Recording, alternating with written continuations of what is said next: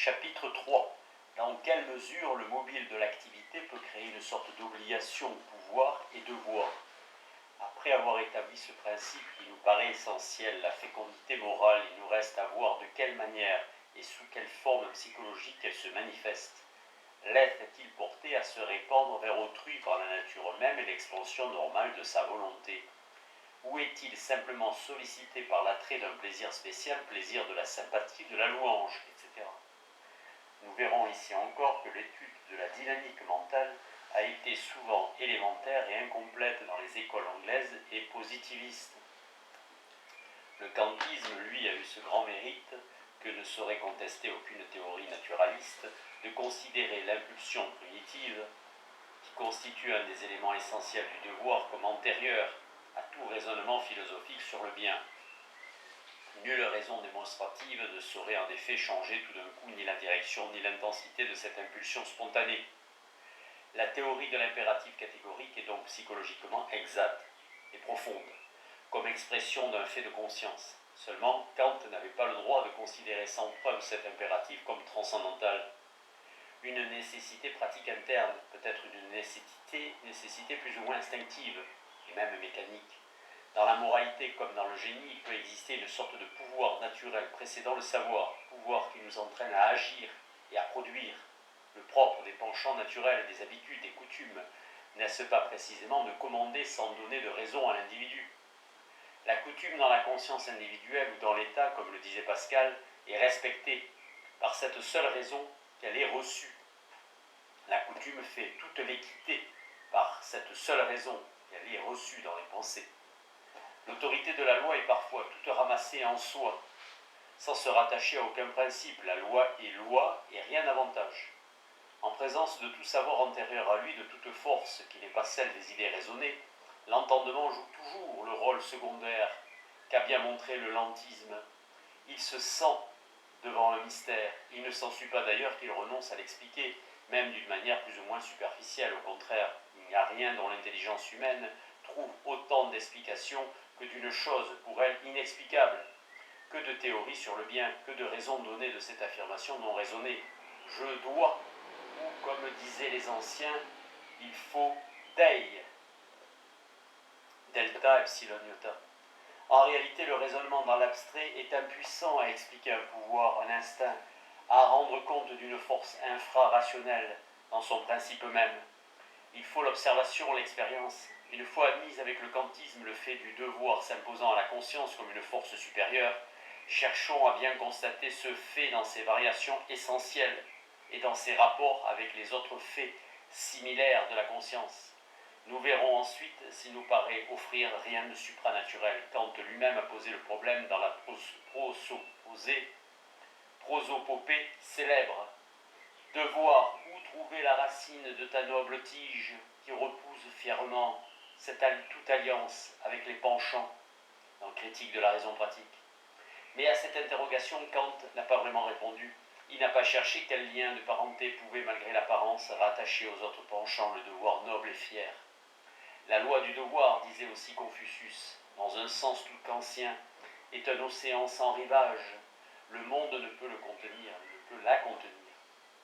Mais parfois, à 3 heures du rivage, la moindre masse d'eau semble un océan. Quand on navigue sur le fleuve des Amazones, on se croit sur la mer. Pour distinguer le fleuve de la mer, il ne faut pas essayer de regarder au loin. Il faut se pencher sur son eau et la goûter. L'analyse intérieure est aussi le seul moyen d'apprécier l'infinité réelle ou imaginaire de notre horizon moral.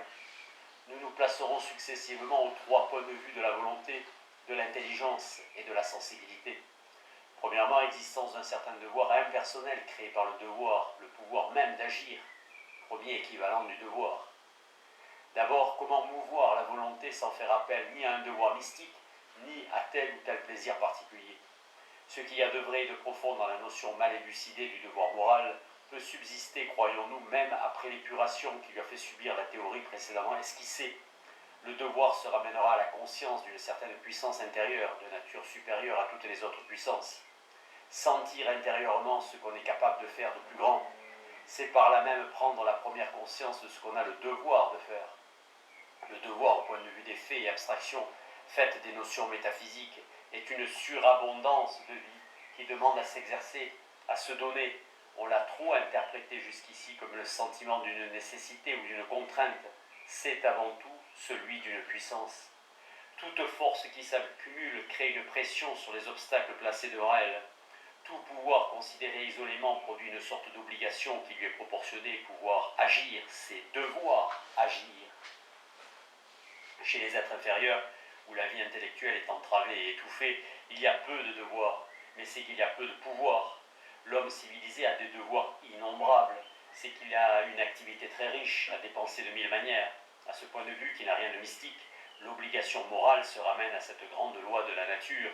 La vie ne peut se maintenir qu'à condition de se répandre. Il est impossible d'atteindre sûrement un but quand on n'a pas le pouvoir de le dépasser. Et si on soutient que le moi est à lui-même son propre but, c'est encore une raison pour qu'il ne puisse se suffire à lui-même. La plante ne peut pas s'empêcher de fleurir. Quelquefois, fleurir pour elle, c'est mourir. N'importe, la sève monte toujours. La nature ne regarde pas en arrière pour voir ce qu'elle abandonne.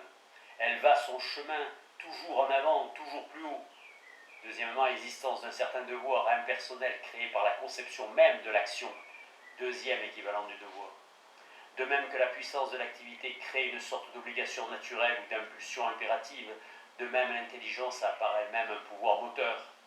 Quand on s'élève assez haut, on peut trouver des motifs d'action qui n'agissent plus seulement comme mobiles, mais qui en eux-mêmes et par eux-mêmes, sans intervention directe de la sensibilité, sont des moteurs de l'activité et de la vie. Ici s'applique de nouveau l'importance théorique, l'importante théorie d'un philosophe contemporain qui a proposé sur les idées forces, voire Alfred Fouillet dans La liberté et le déterminisme. L'intelligence et l'activité n'apparaissent plus comme séparées par un abîme. Comprendre, c'est déjà commencer en soi-même la réalisation de ce qu'on comprend. Concevoir quelque chose de mieux que ce qui est, c'est un premier travail pour réaliser cette chose. L'action n'est que le prolongement de l'idée. La pensée est presque une parole. Nous sommes portés avec tant de force à exprimer ce que nous pensons que l'enfant et le vieillard, moins capables de résister à cette contrainte, pensent tout haut. Le cerveau fait naturellement mouvoir les lèvres. C'est de la même façon qu'il fera agir, qu'il fera mouvoir les bras et le corps tout entier, qu'il dirigera la vie. Il n'y a pas de chose, conception du but, effort pour y parvenir. La conception même, répétons-le, est un premier effort. On pense, on sent et l'action suit. Nul besoin dès lors d'invoquer l'intermédiaire d'un plaisir extérieur, nul besoin de moyen terme ni de pont pour passer de l'une à l'autre de ces deux choses. Pensée, action, elles sont au fond identiques. Ce qu'on appelle obligation ou contrainte morale est dans la sphère de l'intelligence le sentiment de cette radicale identité. L'obligation est une expansion intérieure, un besoin de parfaire nos idées en les faisant passer dans l'action. Celui qui n'agit pas comme il pense, pense incomplètement. Aussi sent-il qu'il lui manque quelque chose, il n'est pas entier, il n'est pas lui-même. L'immoralité est une mutilation intérieure, chacun des mouvements de notre esprit soulève le corps. Ne pas agir selon ce qu'on croit de meilleur, c'est ressembler à quelqu'un qui ne pourrait rire quand il est joyeux, ni pleurer quand il est triste, qui ne pourrait enfin rien exprimer en dehors, rien traduire de ce qu'il éprouve. Ce serait le suprême supplice. On a donc trop distingué la volonté de l'intelligence de telle sorte qu'on a ensuite éprouvé le besoin de mouvoir exclusivement la volonté au moyen de mobiles sensibles. Mais les mobiles extérieurs n'ont pas à intervenir aussi longtemps que suffit le mécanisme interne de la pensée et de la vie. On peut dire que la volonté n'est qu'un degré supérieur de l'intelligence et l'action un degré supérieur de la volonté. Dès lors, la moralité n'est autre chose que l'unité de l'être. L'immoralité, au contraire, est un dédoublement, une opposition de diverses facultés qui se limitent l'une à l'autre. L'hypocrisie consiste à arrêter l'expression naturelle de sa pensée et à y substituer une expression contraire. En ce sens, on pourrait dire que l'immoralité est essentiellement hypocrisie et conséquemment arrêt dans le développement de l'être. Cette théorie a été complétée par les pages importantes d'éducation et hérédité. Parmi les idées forces et les plus puissantes, nous trouvons d'abord celle du type humain normal, idée esthétique et morale, qui n'est pas plus difficile à acquérir que celle de l'arbre ou de l'animal, par exemple, et qui, une fois acquise, tente à se réaliser en nous. De plus, comme nous vivons en société, nous concevons plus ou moins distinctement un type social normal. Du fonctionnement même de toute société, comme de tout organisme, se dégage en effet l'idée vague de ce qui est normal, sain, conforme à la direction générale des mouvements sociaux. Notre tempérament, à travers les oscillations sans nombre de l'évolution, tend cependant à s'accommoder toujours davantage au milieu où nous vivons, aux idées de sociabilité et de moralité. Le voleur de Maudsley qui trouvait si bon de voler, même s'il avait eu des millions, est une sorte de monstre social, et il doit en avoir une vague conscience en se comparant à la presque totalité des autres hommes. Il aurait besoin, pour être pleinement heureux, de rencontrer une société de monstres semblables à lui, en lui renvoyant sa propre image. Quoique le remords ait une origine tout empirique, le mécanisme même de la nature qui le produit est rationnel. Il tend à favoriser les êtres normaux, c'est-à-dire des êtres sociables et en définitive moraux. L'être antisocial s'écarte aussi autant du type de l'homme moral que le bossu du type de l'homme physique. De là une honte inévitable quand nous sentons en nous quelque chose d'antisocial. De là aussi un désir d'effacer cette monstruosité. On voit l'importance de l'idée de normalité dans l'idée de moralité. Il y a quelque chose de choquant pour la pensée comme pour la sensibilité à être une monstruosité, à ne pas se sentir en harmonie avec tous les autres êtres, à ne pouvoir se mirer en eux ou les retrouver en soi-même. L'idée de responsabilité absolue n'étant plus compatible avec l'état actuel de la science, le remords se ramène à un regret, le regret d'être inférieur à son propre idéal, d'être anormal et plus ou moins monstrueux. On ne peut pas sentir quelques imperfections intérieures sans éprouver quelque honte. Cette honte est indépendante du sentiment de la liberté. Et cependant, elle est déjà le germe du remords. Je réponds devant ma pensée à une certaine mesure de tout ce qu'il y a de mauvais en moi, même quand ce n'est pas moi qui l'y ai mis, parce que ma pensée me juge. La monstruosité produit en outre le sentiment de la solitude absolue et définitive, qui est le plus douloureux pour un être essentiellement social, parce que la solitude est une stérilité morale, une impuissance sans remède. Aujourd'hui, le remords peut parfois tourmenter les cœurs en raison même de leur élévation et des scrupules d'une conscience supérieure, mais c'est là une exception et non la règle. Les exceptions s'expliquent par ce fait que le progrès moral, comme tout progrès, tend à déranger l'équilibre entre l'être et son milieu. Il fait donc de toute supériorité prématurée une cause de souffrance. Mais ce dérangement provisoire de l'équilibre primitif aboutira un jour à un équilibre plus parfait. Les êtres qui servent ainsi de transition à la nature souffrent pour diminuer les souffrances totales de leur race. Ils sont les boucs émissaires de l'espèce. Ils nous rapprochent de ce moment encore lointain, de cet idéal limite, impossible à atteindre complètement, où les sentiments de sociabilité, devenus le fond même de tout être, seraient assez puissants pour proportionner la quantité et la qualité de ses joies intérieures à sa moralité, c'est-à-dire à sa sociabilité même. La conscience individuelle reproduirait si exactement la conscience sociale que toute action capable de troubler celle-ci troublerait l'autre dans la même mesure. Toute ombre portée au dehors viendrait se projeter sur nous. L'individu sentirait dans son cœur la société vivante tout entière. En un mot, nous pensons l'espèce, nous pensons les conditions sous lesquelles la vie est possible dans l'espèce, nous concevons l'existence d'un certain type normal d'homme adapté à ces conditions, nous concevons même la vie de l'espèce entière comme adaptée au monde, et enfin les conditions sous lesquelles cette adaptation se maintient. D'autre part, notre intelligence individuelle n'étant autre chose que l'espèce humaine et même le monde devenu en nous conscience, c'est l'espèce et le monde qui tendent à agir par nous. Dans le miroir de la pensée, chaque rayon envoyé par les choses se transforme en un mouvement. On sait le perfectionnement récent apporté au pendule par lequel il peut graver lui-même chacune de ses oscillations légères et insaisissables. Un rayon de lumière le traverse à chaque battement.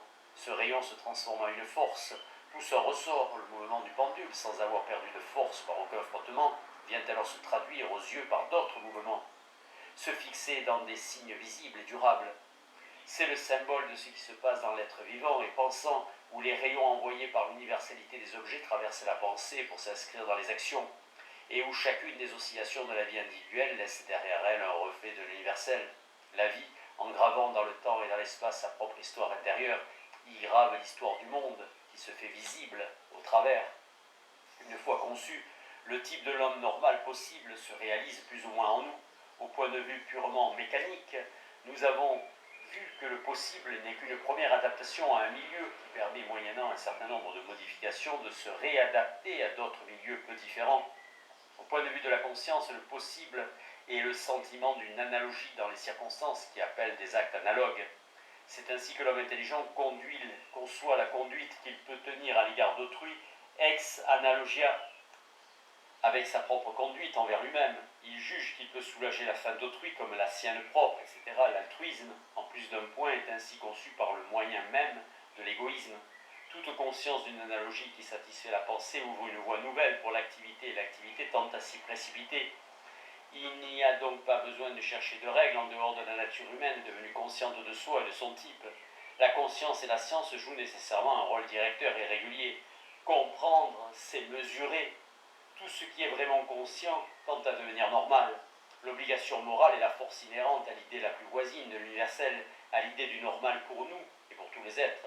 Puisque l'idée consciente en effet tire la plus grande partie de sa force, de sa généralité même, l'idée force par excellence serait celle de l'universel si elle était conçue d'une manière concrète, comme la représentation d'une société d'êtres réels et vivants. C'est cette idée que nous nommons le bien et qui en dernière analyse forme l'objet le plus élevé de la moralité. Elle nous apparaît donc comme obligatoire dans éducation et hérédité.